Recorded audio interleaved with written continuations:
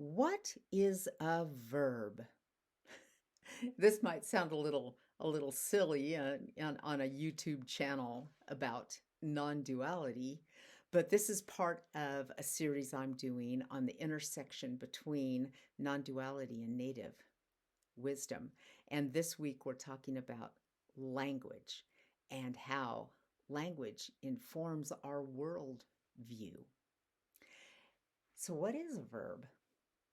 Um, I talked in the last video about how I read the book Braiding Sweetgrass, which had just a profound change for me in the way I saw how reality work, how human beings work, really. And in that book, she's talking about the difference between civilized language, which for us, probably you and me, is English, and native languages. And it's so funny because English is also her language, and she decides that she needs to start studying and learning her native language. And so she starts trying to do that. And it just drives her crazy because everything is a verb. And she's like, how can you have a language where everything is a verb? And so she talks about her process of going through this. And what's so fascinating about it for me is that I totally don't understand it. I don't see how you can possibly have a language that's all verbs. So I've been like looking it up. What's a verb? I mean, I always thought I knew what it was. But as far as English is concerned, a verb is only something that comes into play between nouns. Everything is really just about nouns. And a noun always describes a thing. And so in our language, nouns tend to divide the world into things that we have named. The dog jumps over the cat.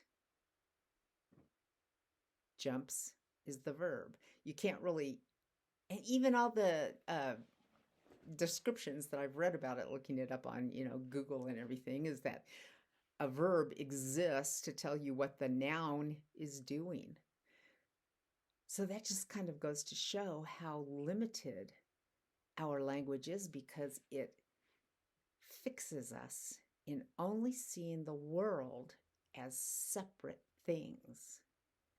But a verb always connects things. The dog jumps over the cat. Jumps.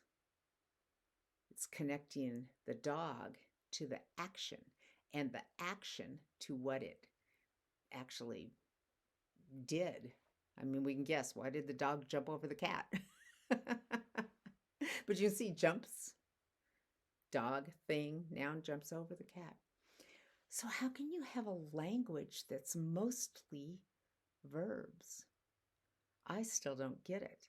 And this fits into non-duality teachings just beautifully, because one of the biggest things that non-duality should be creating for us is a sense of curiosity and understanding that, oh, we can't really divide the world up into things that have labels. Everything is way more interconnected, way more mysterious than our critical brains are able to see. So it's fabulous to just let this idea kind of mess with your view of how reality works. How can everything be a verb? And there's a beautiful scene in Braiding Sweetgrass where she's having the same problem. How can you have a language full of verbs? How can things be verb? She's sitting on the beach and she's like, this is a beach. How can this be a verb? But then she sits there and starts noticing. She's actually listening to the world around her, and the waves are lapping up on the sand, and the sand itself is moving around everywhere. And see, she suddenly realizes, oh, the beach, it's not a fixed thing. There is no such thing as in the real world as beach. There is in our concepts. I could draw a picture, a little, draw a beach, draw the water. There's the beach here, there's the water there. There isn't. They're so interconnected with each other. There's no such thing as beaching. There's more beach. There's more like beaching, moving beach.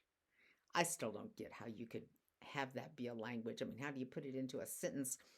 I have no idea. Maybe they don't even really have sentences the way we have sentences. I don't know. All I know is two very important things: that my language is so limited that I can't actually completely, totally describe the world in my experience of being a human being through it. And that's why non-duality says just throw away your thoughts till you come to this point of being that doesn't need thoughts. And then number two, it tells me that, there are so many things that I just simply don't understand. And so that puts me into a place of curiosity instead of knowing.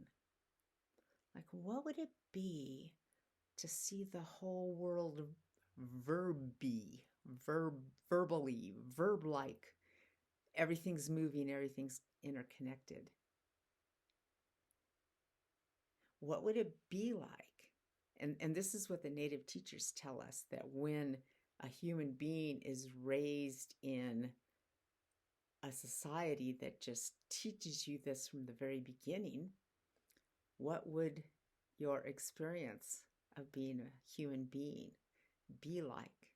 And how do we come from where we are to that place?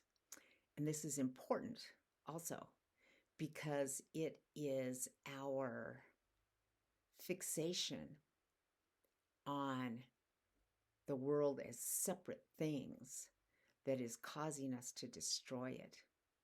If we saw how interconnected things are all the time, we would be able to create a sustainable world where we can all live beautifully.